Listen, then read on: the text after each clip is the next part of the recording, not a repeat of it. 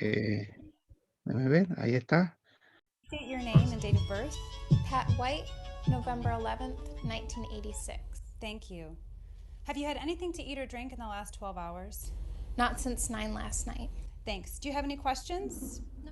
All right, it will just take me a minute to get everything set. Blood collection by venipuncture is one of the most common procedures performed in a healthcare setting. Common, but also complex, requiring knowledge and skill to assure the accuracy and integrity of the samples drawn and to eliminate risk to both patient and healthcare workers. The first step is to accurately ID the patient using at least two forms of identification. Does the name and date of birth on the requisition form match what the patient is telling you? Does it match what is on the patient ID wristband? Has the patient followed special orders, such as fasting prior to blood draw? Address the inconsistency first with a requesting physician or healthcare worker on duty. But if the given information does agree, it's time to prepare yourself and the patient for a successful blood draw using proper standard precautions. The phlebotomist washes and then dons a clean pair of gloves before proceeding. Make sure alcohol prep pads, gauze, tape, the correct gauge needles, and required evacuated collection tubes are within easy reach for you, but out of the reach of the patient. Then speak reassuringly to the patient as you position him for the draw. I'm all set here. If you'd please straighten your arm. It'll just take a moment while I apply the tourniquet. Applying a tourniquet slows the flow of blood in the veins and increases venous filling, thus making the veins more prominent, easier to locate, and easier to enter. However, leaving the tourniquet on for longer than 1 minute may affect laboratory test results and should therefore be removed and reapplied if the procedure will take longer than 1 minute. Use your fingertip to palpate the antecubital fossa to locate the median cubital vein. Palpation helps determine the direction of blood flow in the vein, to gauge the vein size and depth, and to estimate its tendency to roll. It also helps differentiate veins from arteries. Unlike veins, arteries have thicker feeling walls and are more elastic to the touch. Use an alcohol prep pad to cleanse the skin around the site. In a fluid, circular motion, swab from the center to the periphery of the site, being careful not to drag the pad back across the cleansed field. Let the area air dry. This prevents contamination of either the patient or the specimen. Grasp the patient's arm firmly with your hand, placing your thumb approximately 2 inches below the intended puncture site. With your thumb, pull the skin taut over the vein to help anchor it in place. Then let the patient know you're ready to make the puncture so the patient won't startle and jump. You'll feel a slight pinch. Position the needle bevel side up and line it up with a vein. Position the needle so that it forms a 30-degree angle with the surface of the arm. With a single, short but firm motion, swiftly insert the needle through the skin and into the vein. Push the evacuated tube onto the needle when the needle enters the vein. As the vein aligns with the needle, blood will begin to move out of the vein up into the needle. Maintain a constant, slight forward pressure on the end of the tube. The evacuated tubes are color-coded based on their additives. Know the types of additives and which color tubes are to be drawn based on requisition. As soon as blood begins to flow into the collection tube, instruct the patient to open his hand and remove the tourniquet from his arm. Removing the tourniquet allows the blood to return to its normal rate of flow through the vein and helps reduce bleeding at the puncture site.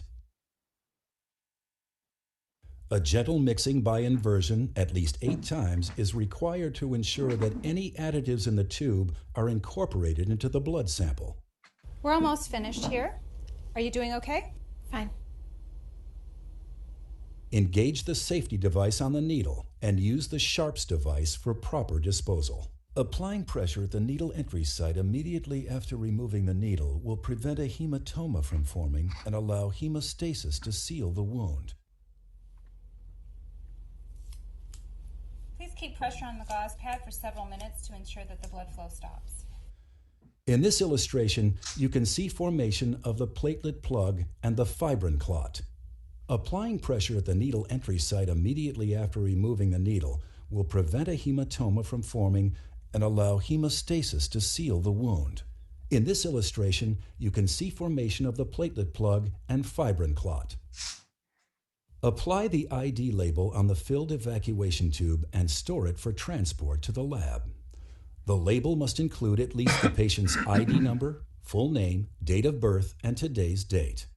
Using standard precautions, dispose of needles in a sharps container. Dispense of all other used non-sharp materials, including used gloves and gauze pads, in an approved trash receptacle. And disinfect all contaminated surface areas. You've just completed a successful blood draw, providing a sample that can be. Failure to align the needle perfectly with the vein and failure to insert the needle at a 30-degree angle can result in the needle missing its mark. Poor technique that will require an unwelcome second needle stick. Inserting the needle at too steep or too shallow an angle and not lining up precisely with the vein are two common reasons for missing the vein. To the patient, that usually means only one thing: further anxiety and discomfort. But it can have other consequences as well. Serious complications are most likely to arise when targeting the basilic vein, with its close proximity to nerves, which can be permanently damaged, or the brachial artery, which could be nicked. Even with a proper angle, the appropriate needle size must be used. Freddie, you're only going to feel a very small pinch this time. It is acceptable to use a smaller needle called a butterfly. However, it should be noted that butterflies are a larger gauge needle, 23 to 25 gauge, and therefore have a smaller bore size. A large gauge straight needle, 25 gauge in this case, may make piercing the vein more certain, but as you can see, the smaller bore size can cause the red blood cells to lyse. While it appeared to the healthcare professional that this blood draw was successful, it's clear once the sample is centrifuged that the choice of needle gauge was a poor one. The selection compromised the integrity of the sample. Aside from these two examples of invisible errors, there are many visible signs that a healthcare professional may not be following standard precautions that ensure a quality blood draw as well as a satisfactory customer experience.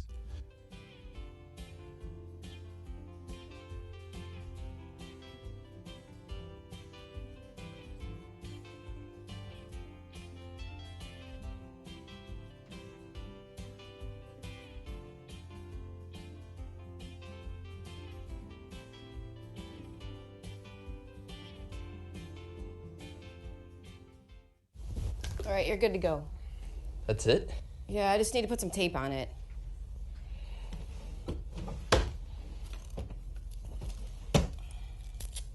Band-Aid, that'll work.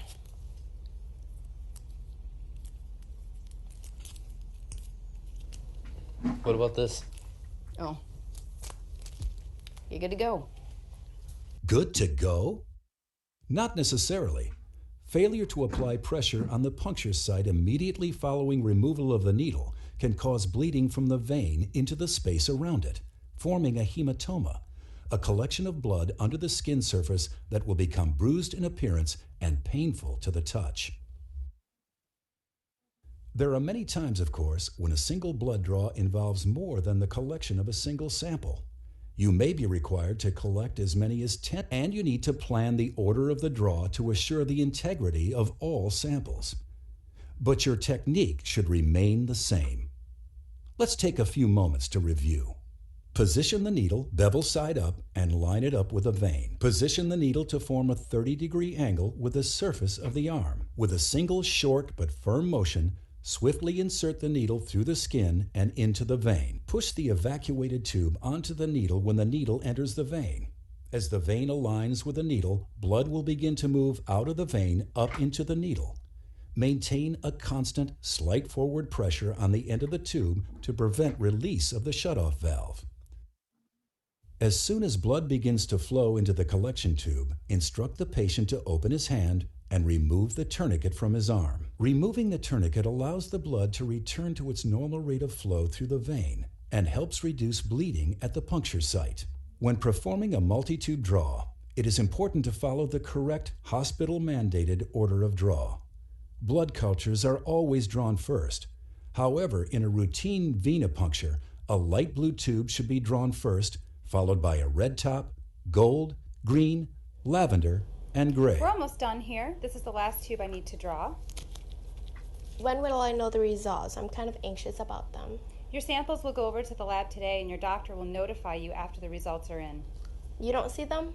No, I don't. The samples that we draw today are tested by laboratory professionals who relay those results directly to the physician. My responsibility is to assure the quality of the samples I draw so that the results your doctor receives are both accurate and meaningful. The level of quality and integrity of the samples the laboratory receives is dependent upon the level of skill, knowledge, and professionalism of the phlebotomist. A big responsibility, but one that can make a real difference in the lives of your patients.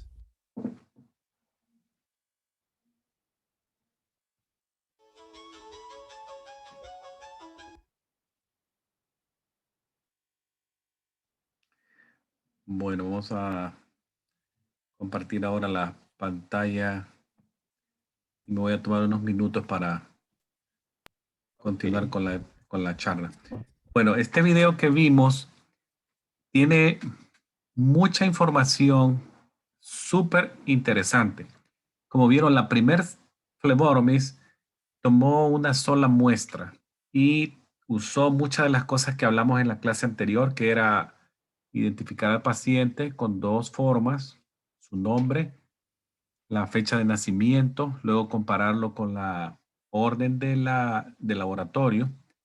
Si está ingresado en un hospital, compararlo con la identificación que trae la muñeca. Y ya con eso tenemos la certeza que es el paciente que vamos a hacer la flebotomía. Luego vieron ustedes el paso a paso, cómo ella fue preparando la zona donde iba a hacer la venopunción. Luego hizo la limpieza con alcohol, colocó el torniquete, la entrada de la aguja entre 15 y 30 grados. Luego el torniquete lo retiró antes del minuto. Tan pronto tuvo flujo de sangre en el tubo. Luego retiró la aguja, colocó el material usado en el contenedor respectivo. Todo lo hizo perfecto. La segunda señora, que está con el joven, hizo todo lo que no debemos hacer. La vieron ustedes insegura, con un poco de maltrato y no despectiva al paciente. Dejaba la aguja en posición frontal y ella se volteaba el cuerpo a buscar cosas en el mueble, que no tenía listo nada.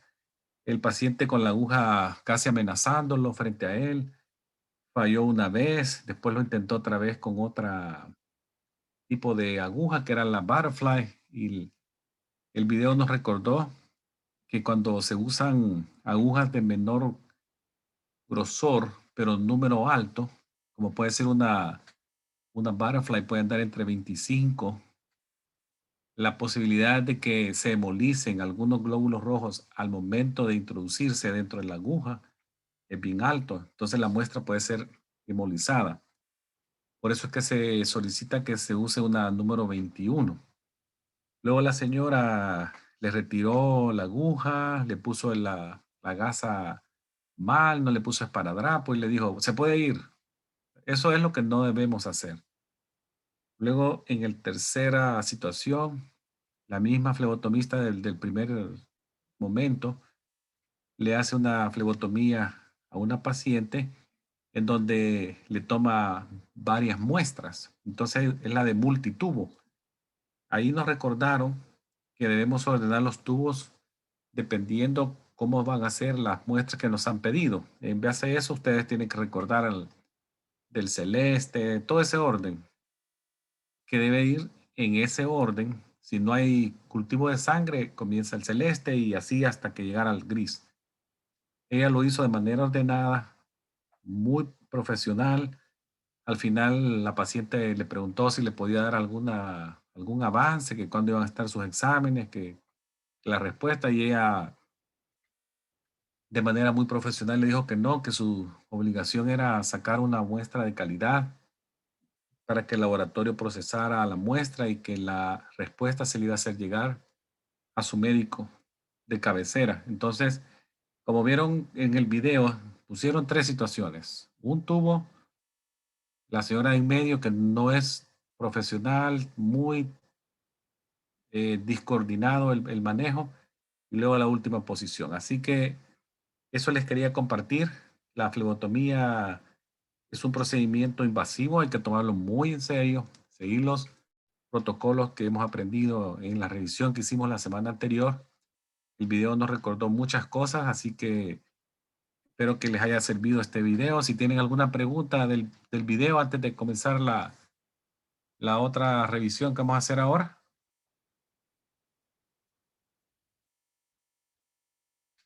¿Todo está bien? ¿No hay preguntas? No, no hay preguntas, no tengo. No hay pregunta. Ok, pues entonces, a lo largo de la revisión de esta noche, si tienen alguna pregunta, solo me lo hacen saber. Esta noche vamos a revisar material que es muy importante también del conocimiento del Medical Assistant, que son algunas tareas que ellos tienen que hacer, como son los signos vitales. Vamos a revisar eso. Bueno, entonces, recordemos que un Clinical Medical Assistant certificado puede en algún momento tener la función adelante, que es más que todo el front desk, y en la parte de atrás, que sería un poquito más la parte clínica, trabajando hombro a hombro con los médicos y physician assistant o nurse practitioner. Entonces, veamos algunas de las cosas que el medical assistant podría tener dentro de sus funciones. Bueno, algunas tareas serían, por ejemplo, en algún momento podría ser que contestar el teléfono, tener que programar citas de pacientes en el calendario electrónico, poder ayudar también en lo que es la parte financiera, preparando lo que es la cuenta de los cheques y pagos, que sea un statement para billings, también comunicación con los pacientes, haciendo recordatorios de que mañana tiene la cita, que debe prepararse, si hay algún proceso especial, que debe dar en ayuno porque va a hacerse el examen, preparar la historia clínica de los pacientes para los pacientes que van a ser vistos ese día, si todavía se usa algún tipo de papel, preparar exámenes que se van a necesitar para la evaluación de ese día. Pongo acá en rojo, tomar signos vitales de los pacientes, hacer flebotomía, como vieron, lo que hemos practicado, lo que vimos en el video y lo que se aprendió la semana anterior, preparar a pacientes para el electrocardiograma y tomar el electrocardiograma, otra de las tareas. Veamos entonces qué son los signos vitales. Ahí les puse yo algunos de ellos que nos recuerdan que son muy importantes y algunos ya de sobra los conocemos. Tenemos ahí la frecuencia cardíaca, la presión arterial, las respiraciones por minuto, la temperatura corporal. Y en algunos nos va a servir bastante lo que es la saturación de oxígeno, aunque esto no es un signo vital. Entonces, la medida de los signos vitales es muy importante en toda visita que el paciente realice a la clínica o al hospital. Por lo tanto, la exactitud de los valores que obtengamos de signos vitales es esencial, ya que cualquier variación nos puede indicar la presencia o que una enfermedad ya está desapareciendo, si es un follow-up, ya está mejorando el paciente. Así que esto va a influir mucho en el inicio o modificación de un tratamiento médico. Así que la exactitud de los valores es muy importante.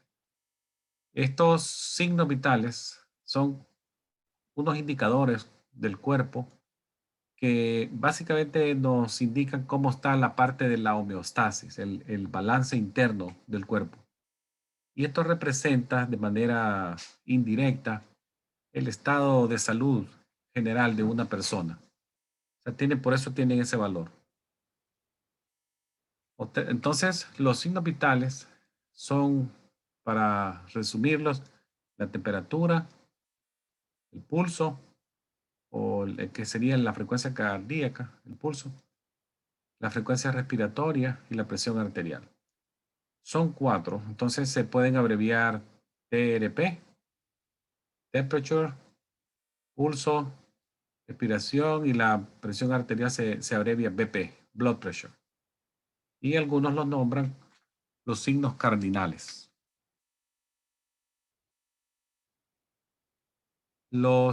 Recordemos también que los signos vitales, cuando los tomemos, hay que tener eso en cuenta también, que pueden ser influenciados por muchos factores. Tienen que ser exactos, pero también tenemos que saber que bien fácilmente se influyen por muchos factores, ya sean físicos o emocionales.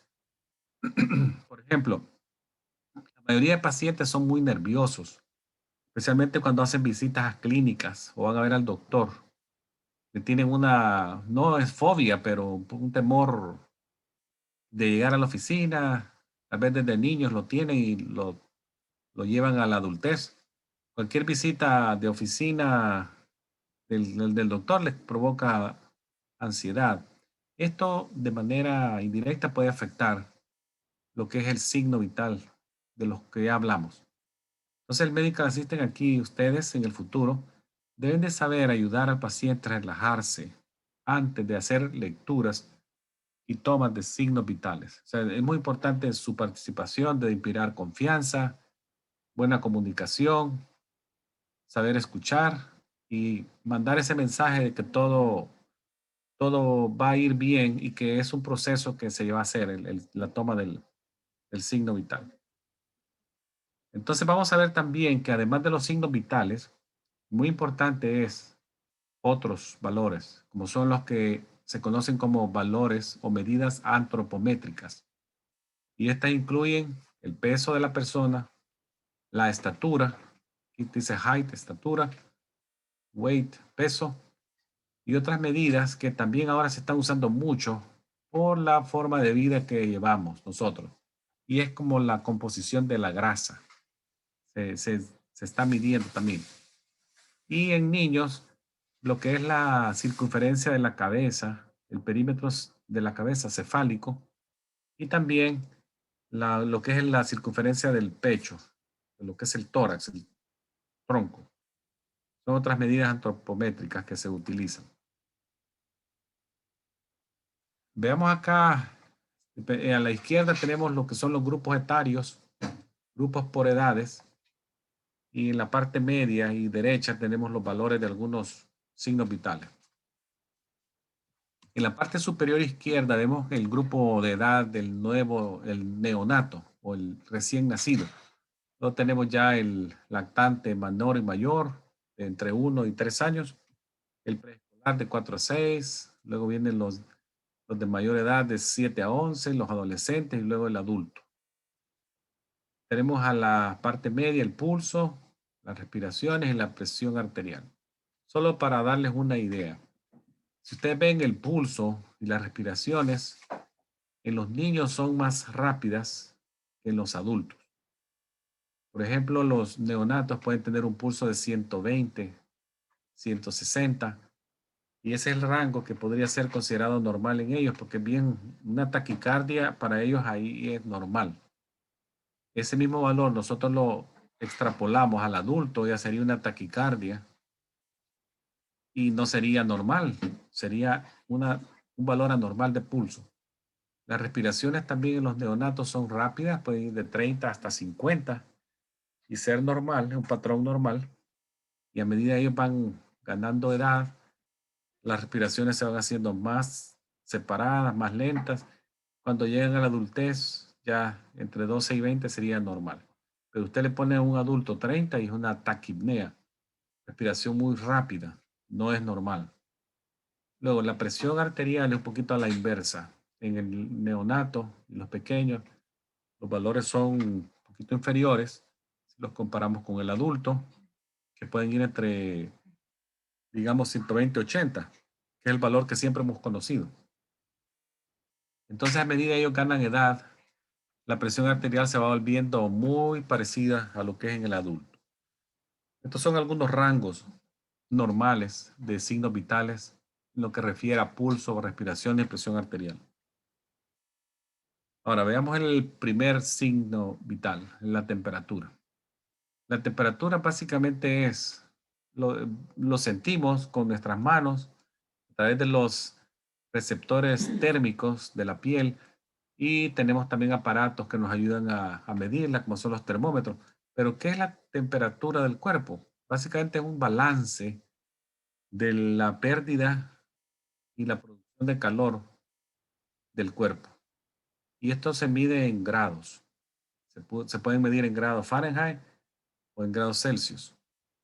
El aumento de la temperatura en el cuerpo se ha conocido por muchos años que es un mecanismo de defensa de nuestro cuerpo y es una reacción bien rápida al momento de una infección que es como para tratar de inhibir y contrarrestar el crecimiento de algunas bacterias y virus en el cuerpo. Entonces, el cuerpo, de las primeras cosas que va a hacer aumentar la temperatura como un mecanismo, una reacción, tratando de inhibir el crecimiento de la bacteria. Que muchas bacterias y virus, su composición son proteínas y entonces se degradan bien fácilmente.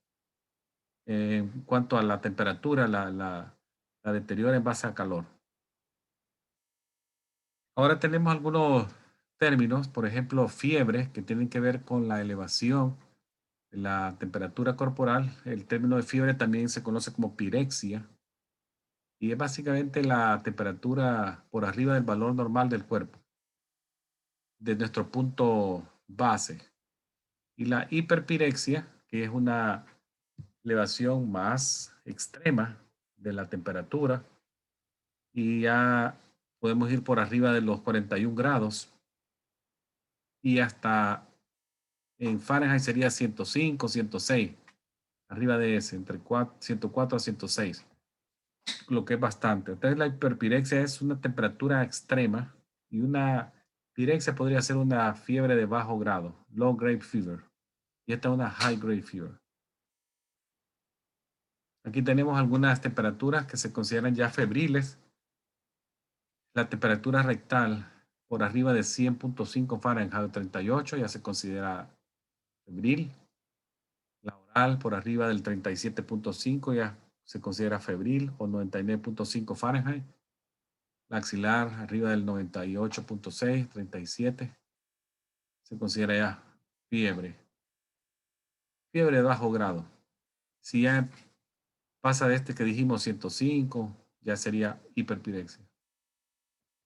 Vale, conozcamos algunos tipos de fiebres que pueden aparecer. Esta primera que vemos ahí, la fiebre continua, si ustedes ven, hemos puesto como el punto de partida del 37 Celsius o 98.6 Fahrenheit. La fiebre continua, que es donde tengo el punto rojo en este momento, si ustedes ven, se eleva del punto normal y luego tiene unas caídas cortitas, pequeñas, durante un periodo de 24 horas.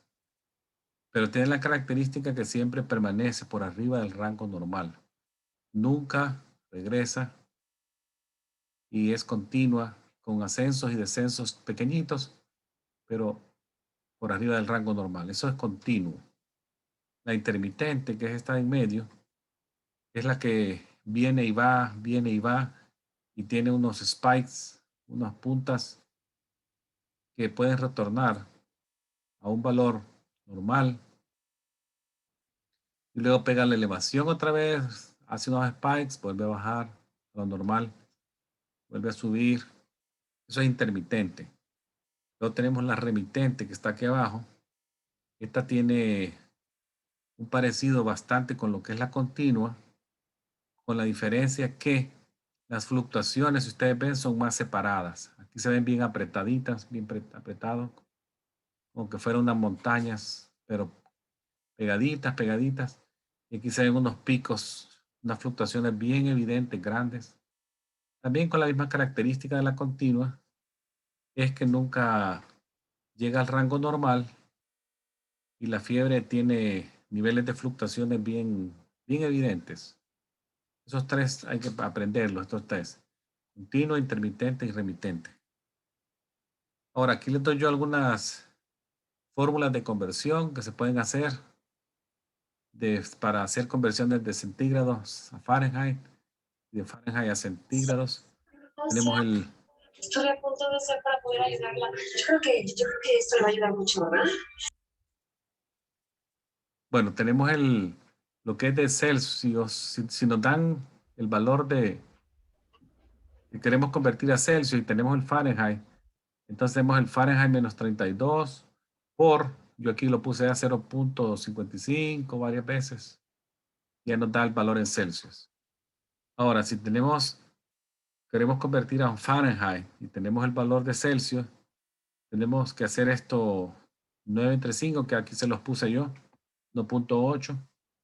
Lo multiplico por el valor de Celsius conocido que nos den, más 32, y ya nos da lo que es el valor Fahrenheit. Estas son conversiones de matemáticas con una fórmula bien sencilla. Ahora veamos algunos tipos de lecturas. Tenemos la temperatura rectal. Cuando se toma exactamente, recordemos, es 1 grado Fahrenheit por arriba del valor de la lectura oral. No hay que olvidar eso. Siempre se considera que está 1 grado por arriba. Así que si sabemos eso, ya sabemos que tenemos que descontarle el grado Fahrenheit o el 0.6 Celsius para que nos dé un estimado de una lectura oral. La axilar, a lo opuesto, es aproximado 1 grado Fahrenheit o 0.6 Celsius por abajo de la lectura oral. Tenemos varios tipos de termómetros acá. Tenemos termómetros digitales, tenemos timpánicos, desechables, axilares y rectales. Son diferentes tipos. Entonces el termómetro básicamente nos ayuda a medir la temperatura del cuerpo y se tiene que calibrar en base a la lectura que querramos. Ahora los termómetros tienen las dos lecturas, solo están al alcance de un botón, uno cambiarlo. Si lo quiere Celsius o centígrados, o si lo quieren Fahrenheit. La temperatura Fahrenheit o la escala de Fahrenheit es la que más frecuentemente se usa en Estados Unidos para medir la temperatura del cuerpo.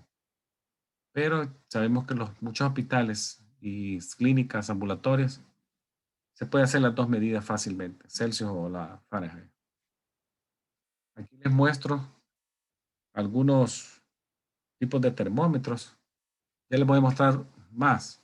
Pero si ven este es un Welch Allyn, que acá tiene las puntas desechables que se pueden estar colocando en las puntas de este termómetro. Y este es un termómetro que puede usarse en adultos, se puede usar rectal o oral. Y aquí tiene los dos tipos de cánulas que se le ponen. Entonces, las lecturas las da rápida. Usted lo inicia, lo coloca y creo que a los 15 o 30 segundos él da un sonido, un beep, que indica que la temperatura está lista para leerse. Y ya el mismo acá tiene este botón azul, sirve para desechar la punta, ya la aprieta uno, la tira al basurero y ya queda listo para la siguiente lectura, le coloca otro nuevo. No hay que olvidar eso, que hay que cambiarlo siempre. Luego este es uno que venden probablemente en Walgreens, Walmart, valores de 8 a 10 dólares. Y acá tiene este botoncito donde uno le puede cambiar si lo quiere Celsius o Fahrenheit. Y más o menos dura 1 minuto la toma. Y estos son los de infrarrojos para medir temperatura a distancia. Ahora hablemos un poquito, o antes de irnos al pulso, recordemos también algo muy importante. La temperatura rectal probablemente sea una de las más exactas, cuando la temperatura oral no se puede hacer. Pero también hay que recordar que la temperatura rectal tiene algunos criterios o contraindicaciones.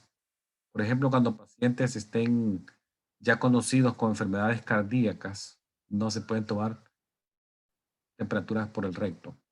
Pacientes con enfermedades rectales, como pueden ser hemorroides, no se puede porque usted le puede romper un hemorroide y sangrar.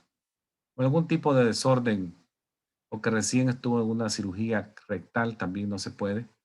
O pacientes con diarrea, no hay que olvidar eso también. Otra cosa de la temperatura, antes de pasar al pulso, es que por ejemplo la temperatura timpánica, lo voy a mover para acá, también se usa mucho en niños o en pacientes que tienen algún tipo de confusión transitoria, ya que es bien rápido de tomarlo, son segundos. Una toma de temperatura timpánica dura unos segundos y probablemente de 1 a 3 segundos es bien rápido, solamente introducirlo en el canal acústico externo de la oreja. Pero también hay que recordar que si hay algún tipo de desorden del oído, como una infección, una otitis, no se puede hacer. Doctor, también, o sea, Sí. cuando yo rotaba por la medicina interna, pacientes también que tengan, o sea, problemas cardíacos, mayormente infartos, no se puede tampoco tomar la temperatura rectal, la presión negativa que le presenta. Porque le puede aumentar la presión y producir lo que un nuevo paro cardíaco. Sí, correcto, así es. Sí, es buen punto eso, que cualquier enfermedad del corazón, incluyendo lo que usted nos acaba de hacer mención, no sería una contraindicación por esa vía. Hay que recordarlo también. Ahora, veamos lo que es el pulso. El pulso lo que refleja es, ¿por qué lo tomamos? Básicamente nos refleja el latido palpable en la arteria de la presión del corazón cuando late, o sea, una presión a distancia. Entonces lo sentimos en una arteria a distancia, pero básicamente es cuando el corazón se expandió y se contrajo para hacer un latido. Ese es el reflejo palpable en la arteria de que el corazón está latiendo. Entonces, con cada latido, el corazón bombea una cantidad de volumen que se conoce como volumen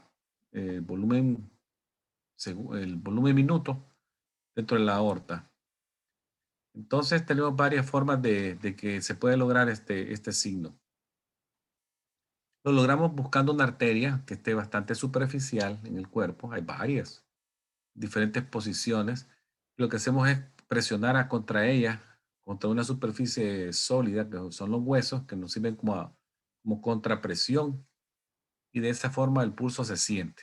Entonces, el paciente tiene que estar en una forma confortable, podría estar sentado, podría estar acostado, y se puede tomar el pulso de una manera rápida.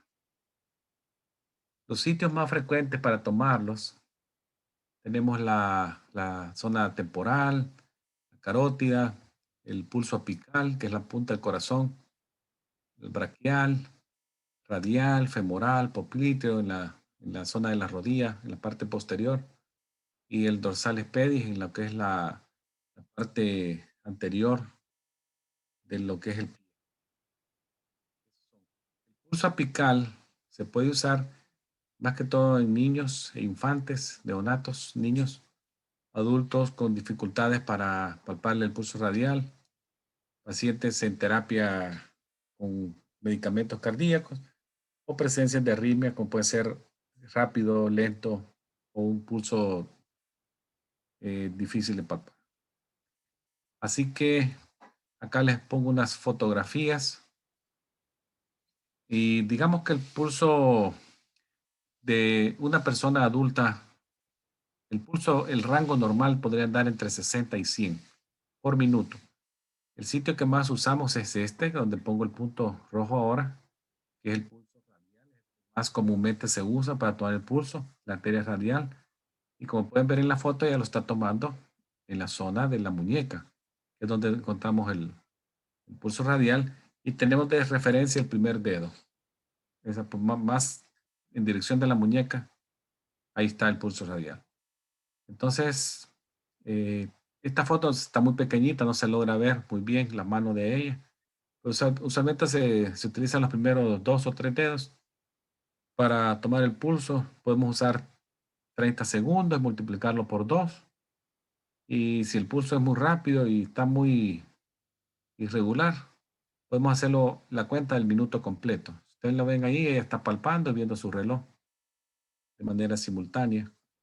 Esta foto que les pongo acá, de esta enfermera, está tomando el pulso apical, que también nos da una medida muy exacta, ya que estamos básicamente tomando el pulso directamente del corazón, en la zona de la punta, y se toma por auscultación. Ven a ella, está usando el estetoscopio, lo coloca en la zona del ápex cardíaco y está observando su reloj.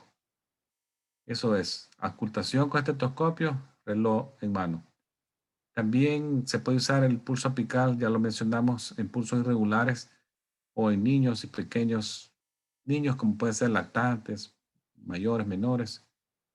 Y otra vez les quiero recordar que el pulso en niños y la respiración son más rápidas que los adultos, ya lo vimos en la tabla que les mencioné al principio. Veamos la foto acá, temporal, carótida, que es el cuello, y la braquial, que es en la zona antecubital, un poquito en la posición medial de la fosa antecubital. Esta es la zona de la arteria braquial. Antes de moverme a lo que es la respiración, recordemos que el pulso no solamente es contar cuánto es el número. El pulso también tiene algunas características. Probablemente en lo que es la Medical Assistant no lo vamos a ver. Solamente decimos el número, 80 por minuto. Pero si ustedes ven, el pulso puede ser también rítmico o irregular. Tiene algún tipo de volumen, si es un pulso fuerte, que le dicen pulso fuerte, o un pulso débil. Se siente pero débil, se siente fuerte. Tiene algunas características. Ahora, veamos las respiraciones. Aquí, la respiración, recordemos que son ciclos. Es adentro y afuera. Inspiración e expiración. Ese es un ciclo de respiración. Entonces, hay muchas cosas mecánicas que suceden durante los ciclos. En la inspiración, que metemos aire a los pulmones, el músculo diafragma se contrae, nuestros pulmones se agrandan, se expanden, se ensanchan, y es el momento que ellos se llenan de aire y eso, este oxígeno y el intercambio a nivel de la sangre, de oxígeno y liberación de dióxido de carbono. Durante la expiración, todo lo opuesto, el diafragma retorna a su posición normal, las paredes de los pulmones, o mejor dicho, el pulmón se hace pequeño y se libera dióxido de carbono a la atmósfera a través de los tubos que tenemos, como son los bronquios, tráqueas y la nariz. Este proceso es dos cosas, involuntario y voluntario, pero en algunos momentos nosotros podemos tomar como poder sobre la respiración y nosotros como podemos hacer el hecho de respirar más rápido o más lento. Lo usan mucho usted ve estos meditadores, gente que hace yoga, logra con un control mental, ellos tratan de bajar las respiraciones, hacerlas más profundas, y eso les produce un estado de paz, de tranquilidad. Entonces, ahí se vuelve voluntario el proceso. Pero muchas veces durante el día ni pensamos que estamos respirando y estamos respirando. Durante la noche nos dormimos, se hace involuntario nuevamente, estamos respirando y el proceso que aquí llamamos respiración, el ciclo de adentro a afuera, sucede de una manera espontánea. Pero recordemos que lo podemos controlar en algún momento. Entonces, notas importantes de las características de la respiración son cuánto, el número, cuánto por minuto, el patrón, es rítmico, es irregular, también tiene ritmo, el patrón de la respiración, también que la profundidad, es profundo o es muy superficial la respiración. O sea, todo eso tiene un valor que es ya en una historia clínica más detallada y que se necesita conocer. Pero para fines de la signos vitales de Medical Assistant es más que todo es el número, es el rate, respiraciones por minuto. Así que el número se conoce como rate y es por minuto. En el adulto puede ir de 12 a 18, de 12 a 20 más o menos por minuto. Y se cuentan 30 segundos y se multiplica por 2. O también podemos llegarlo al minuto completo si es necesario, hacer la cuenta de un minuto. Hay algunas anomalías de algunos términos respiratorios que se utilizan mucho. Yo les puse aquí dos, pero hay más. Está la disnea, está la ortopnea, la bradipnea, que básicamente es brady, lento, respiración lenta. Tenemos también lo opuesto, taquipnea, respiración rápida. Tenemos apnea, que no es respiración. La hipernea. Son términos que se escuchan. Están también lo que se mencionó en la piel, cianosis. La cianosis se ve en la piel, pero tiene que ver mucho con lo que está pasando en el pulmón. Y están las sibilancias o wheezing que se oyen en los asmáticos. Pero veamos un poquito de lo que tienen en la pantalla ahora. Dice disnea versus optornea. ¿Qué es la diferencia entre uno y el otro? Disnea, que es una dificultad para respirar, es una falta de aire al esfuerzo. Esa es la disnea. La ortopnea es una dificultad para respirar cuando estamos en supino, flat, sobre una cama o cualquier superficie que sea plana. Si hay dificultad, se convierte en ortopnea. Muchas veces, gente que ustedes ven duermen sin almohadas o con una almohada delgadita. Entonces no tienen dificultad si duermen en la noche, tranquilo, pero hay gente que no. Si hay problemas de insuficiencia cardíaca, no toleran ellos estar así a ese nivel plano. Entonces, si hay dificultad para respirar relacionada, entonces se convierte en ortopnea. El término aplica ahí. La disnea dice no está relacionada, ni podría ser no relacionada a enfermedad pulmonar o cardíaca. La ortopnea sí, por el contrario, indica algún estadio de una cardiopatía probablemente. La disnea puede o no mejorar con sentarse o pararse, mientras la otra sí, la ortopnea, cuando la persona se sienta o se levanta, mejora, o si duerme con respaldo, duerme con 2, 3, 4 almohadas, casi en posición sentado, es un indicio de que la ortopnea probablemente esté empeorando. Ahí les puse esos dos términos, hay más, pero esto es bueno saber que es una disnea versus la ortopnea. Entonces, veamos cómo podemos contar las respiraciones en una clínica. Recuerden que cuando llegan a la clínica los pacientes se ponen nerviosos y pueden estar atentos de saber que le van a tomar la respiración. Entonces, para no hacerlo consciente al paciente, es mejor simularlo, como que le estamos tomando el pulso y le estamos viendo la respiración, cómo se mueve el tórax. Aquí les pongo esta foto. Miren a este señor, cómo la está viendo a ella, como que la quiere hipnotizar. Pero ella de manera muy astuta está viendo su reloj y aparentemente le está dando el pulso, pero no, se está fijando cómo él está respirando, pero él siempre está diciendo, me estará viendo.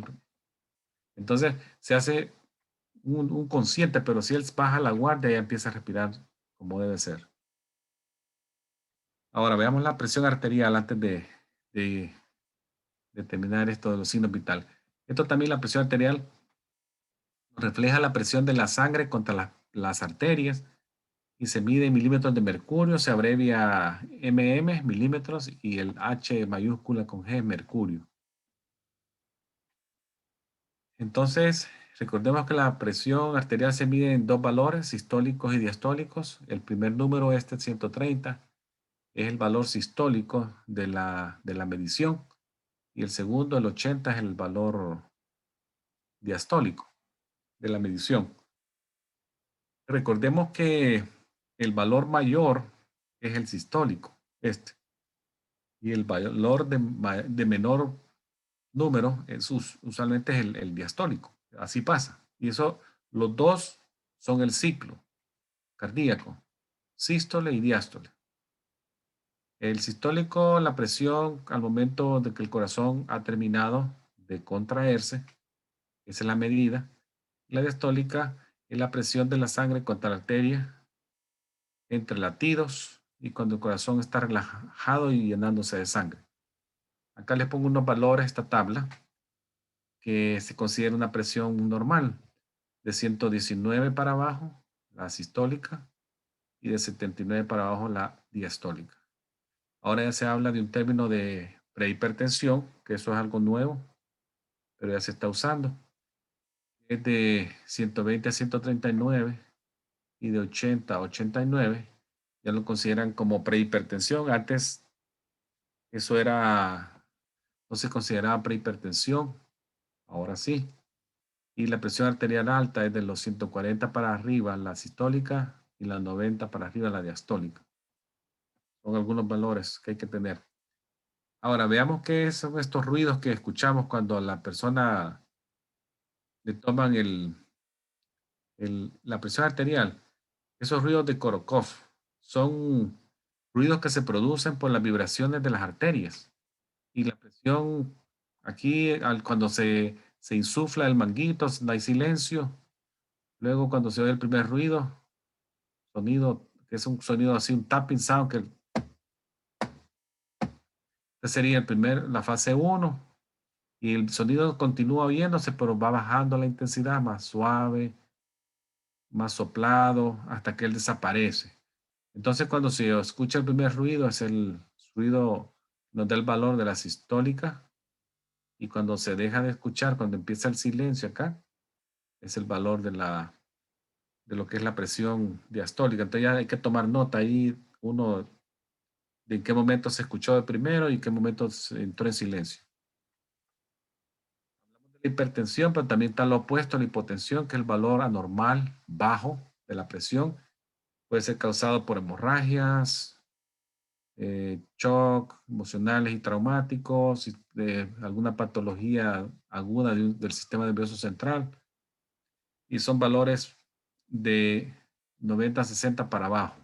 Esta es la sistólica, 90 y 60 la diastólica. Estos valores para abajo se consideran valores hipotensivos. Aquí les muestro unos instrumentos que se utilizan. Está el esfigmomanómetro móvil que tiene acá estas rueditas. Se pueden dar de clínica en clínica, saliendo, entrando a varios lugares.